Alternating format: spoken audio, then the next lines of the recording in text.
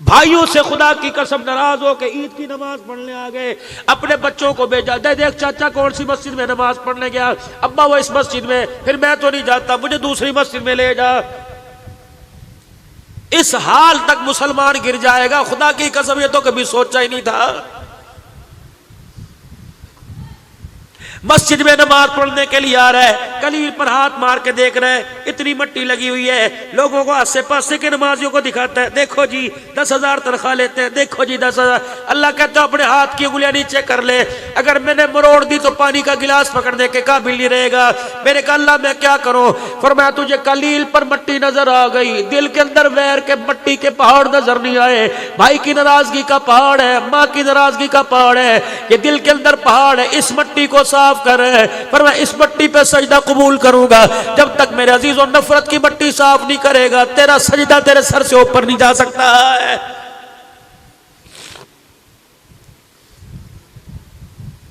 मौली साहब मैं अलहदा हो गया, उसके अंदर हरज क्या है? मेरा बाप मेरे से नाराज हो गया। मैंने कहा सही, तेरे से नाराज हुआ, जब तेरे दिल थे तुझे कचरे के ढेर पे कुत्तों के आगे फेंक के चला जाता। जब इतना सा लवारिस था, तेरे बाप ने उसे ना छोड़ा, अब बुढ़ापे में तेरा बाप लवारिस हो गया, तुझे छोड़ते हुए खुदा के कहर से डर क्यों नहीं लगता है? केस आया, अब बाप ने बेटे पे केस कर दिया, अदालत लग गई मेरे अजीजों, दोनों तरफ से वकील आ गए, बेटे को नोटिस पहुंच गया। अब बेटा अदालत कर, अब बाप क्या कह रहा है? मुझे मेरे बेटे से महीना खर्चा चाहिए। अब बेटा क्या, प्लाजे इसके पास, मार्च इसके पास, मार्केट इसके पास, गाड़ियों के शोरूम इसके पास, इसके पैसे से तो कई दुबई के अंदर घराने पलते हैं, मेरा बाप मेरे से खर्चा मांग रहा है। जज साहब ने कहा ये शेख साहब ठीक कह रहे हैं, कहा बिल्कुल ठीक कह रहे हैं, लेकिन मुझे बेटे की कमाई में से चाहिए, शरी मेरा हक है। जज साहब ने कहा तेरी तनख्वाह कितनी? का जज साहब जितनी इसकी मुलाजमों की तनख्वाह उतनी मेरी तनख्वाह कोई नहीं। अच्छा तो आप क्यों बेटे पे जुल्म कर? का नहीं मेरा हक है, मैं इस पे लूंगा। कितना लेगा? का लेकिन दूसरी शर्त है, मेरा हक देने के लिए, खर्चा देने के लिए मुलाजिम ना है, नौकर ना है, मेरा पोता ना है, मेरी नो मेरी बहू ना है, खुद हक देने के लिए आए, दूसरी शर्त। और तीसरी शर्त यह कि मुझे खर्चा मेरे हाथ पे खुद आके रखे। जज कहने लगा क्या बात, तुम इतनी इतनी मुश्किल बातें, टेलीग्राम और जो है वो TCS हो गया, जो हिसाब चलता है उस तरह हो गया, तुम क्यों? कहा नहीं मेरा बच्चा है, मेरे हाथ में रख के जाए, मैं घर पे ना मिलूं तो फिर आए। जज ने कहा भी शरी हक है, अदालत बाप के हक में फैसला करती है कि तू हर महीने की इस तारीख को और बाप के हाथ पर पैसे रख के जा बाप से। जब मेरे अजीजों केस डिस्चार्ज हो गया, खारिज हो गया, जज साहब ने वाली साहब को कहा एक्सक्यूज मी जरा बात सुनिए, बनता तो नहीं है मैं बाप बेटे के दरमियान मदाखलत करूं, लेकिन आपने क्यों कहा कि पैसे एक और कितने खर्चा दे? 10,000 नहीं, 2,000 नहीं, महीने का मुझे 1 दिरहम दे के जाए। अदालत हंसने लगी, लोग हंसने लग गए। इस वजह से वकील की अदालत के अंदर 1 दिरहम के लिए ये तो कोई भी दे सकता था। अल्लाह अकबर, बाप रोने लग गया। सुनो सुनो जवानों, बाप रोने लग गया। दुबई का वीजा मांगने वालों, इंग्लैंड का वीजा मांगने वालों, ये बात सुन के घर जाके गौर करना कि मुझे बाप को छोड़ के जाना चाहिए कि नहीं। बाप रोने लग गया कि जज साहब आपने पूछा है कि खर्चा क्यों मांगा? मेरे बच्चे से पूछो, इतने से लेकर इतने तक मेरे सामने था, शादी हुई तब भी मेरे सामने था, 2-3 बच्चे मेरे सामने था। एक दिन पता नहीं से क्या हुआ, इसने तीर मेरे सीने में चुभो दिया, इसने तलवार से मेरा कलेजा काट दिया। क्या हुआ? आके खड़ा हो गया, क्या लगा अब्बू जी बच्चे ज्यादा हो गए, अब घर छोटा गुजारा नहीं होता। इसको बेवकूफ को क्या पता, जिस दिन मैंने सुना जज साहब उस दिन से मैंने सोना छोड़ दिया। जब ये मेरा बच्चा अल्लाह अकबर घर का सामान लेके जा रहा था, मुझे बेटी की रुखसती पे इतना रोना ना आया जितना बेटे की जुदाई पे रोना आया। जज साहब मेरे पास पैसे की कमी नहीं, अल्लाह का दिया मेरे पास मशकूस है, सब कुछ है, लेकिन ये बेटा मुझे 1 दिरहम दे के जाया करे। अल्लाह की कसम मुझे इसके दिरहम का तकाजा नहीं है, बल्कि दिरहम देने के बाद ने बच्चा चलो महीने के बाद मुझे अपना चेहरा तो दिखा के चला जाया करेगा। इसका चेहरा देखो, अंगूर फ्रूट से मेरा खून नहीं बढ़ता, बच्चे का चेहरा देखने से मेरा खून बढ़ जाया करेगा। कितने बदनसीब है वो नौजवान जो बाप के जनाजे पे नहीं पहुंच सके, भाभी के जनाजे पे नहीं पहुंच सके, बहनों की शादी में नहीं पहुंच सके।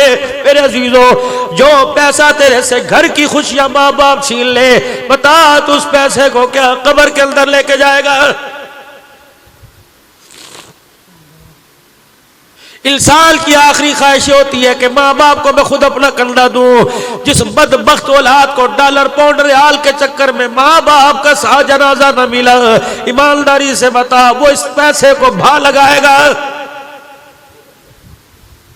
तीन चीजें जिसे मिल गई, तीन जिसे जिस चीजें मिल गई, नेक औलाद जिसे मिल गई, फरमा बरदार औरत जिसे मिल गई, और वतन की रोजी मिल गई, आपने फरमाया उससे बड़ा खुश नसीब आदमी कोई नहीं। रात को बाप की मुठियां भरने वाली जिसे औलाद मिल गई, क्या पता था इस उम्मत के नौजवान के हाथ में 50,000 का मोबाइल आएगा, बाप का पाँव नहीं आएगा। इस उम्मत के जवान के अंदर शराब की बोतल आवेगी, अल्लाह अकबर, वह हयात फिल्में आएगी।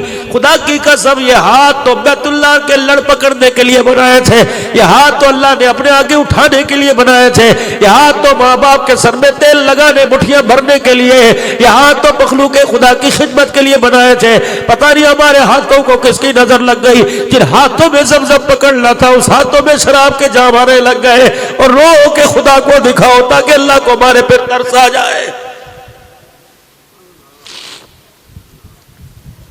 है ही नहीं किसी का बच्चा मदीने की ख्वाहिश करे, किसी का बच्चा मक्के की ख्वाहिश करे, अल्लाह अकबर, उम्र हज की ख्वाहिश करे, मरी की नराल की कगाल की, पहाड़ों को देखने की ख्वाहिश करता है, सारे जहान के सरदार की ज़ियारत की ख्वाहिश नहीं करता है।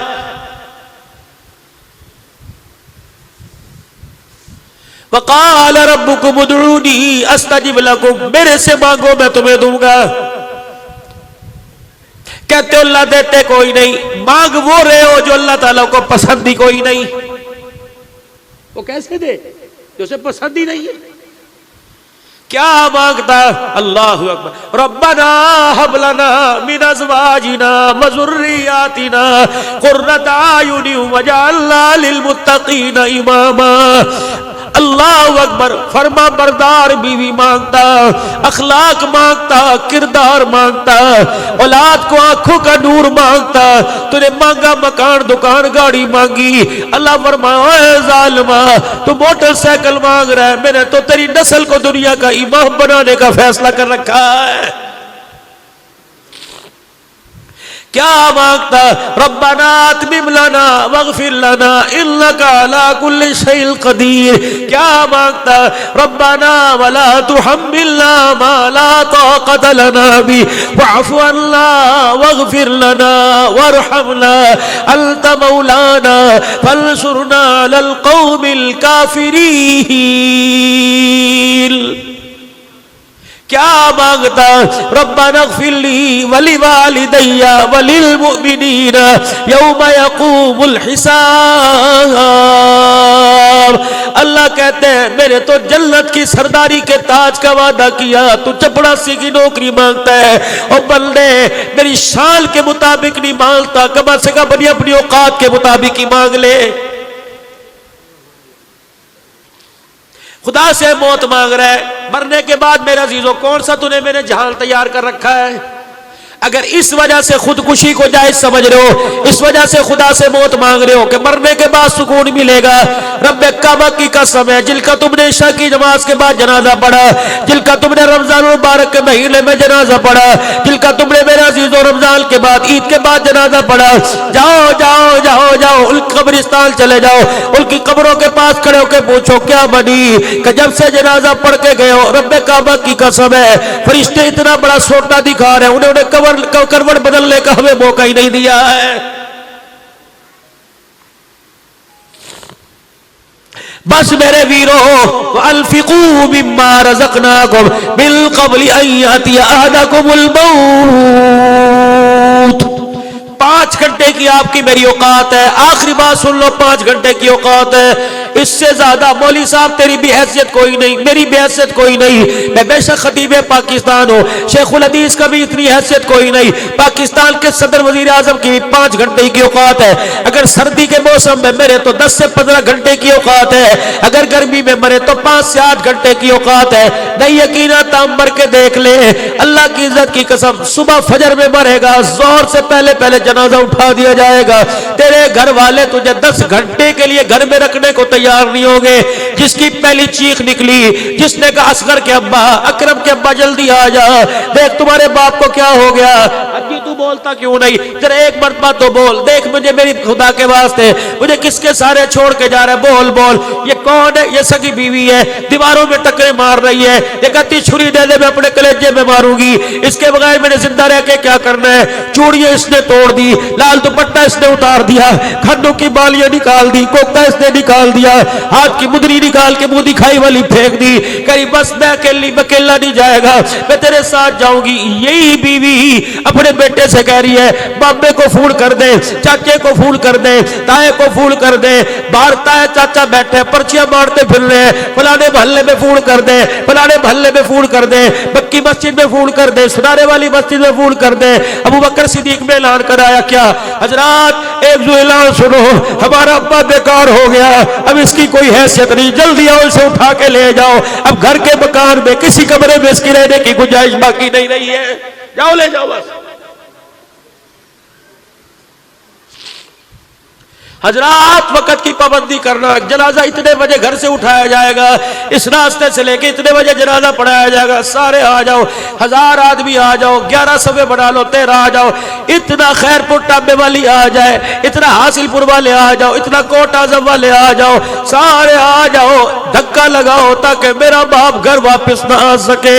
और मेरे चाँदो मेरे वीरा, अल्लाह की कसम है, जनाजा पढ़ने के बाद ऐसे लोग दौड़ते हैं, चेहरा तो दूर की बात है, कलना तो दूर की बात है, लोग ऐसे दौड़ते हैं, मोटरसाइकिल पर बैठ के सांस लेते हैं। ये सगा जिगरी यार है, सारी दुनिया के काम उसे उसी वक्त याद आते हैं जब तेरा जनाजा कब्रिस्तान में पड़ा होता है। यकीन जान ये दुनिया इतनी बेमुरव्वत है, जो तुझे सबसे पहले ईद मिलने आया करते थे, जो तेरे घर रोटी अपने घर खा के चाहे तेरी बैठक में पीने आया करते थे, ये इतने बेवफा बन जाएंगे, जनाजगाह के अंदर तू लावारिस पड़ा रहेगा, तुझे कब्रिस्तान भी छोड़ के आने को तैयार कोई नहीं।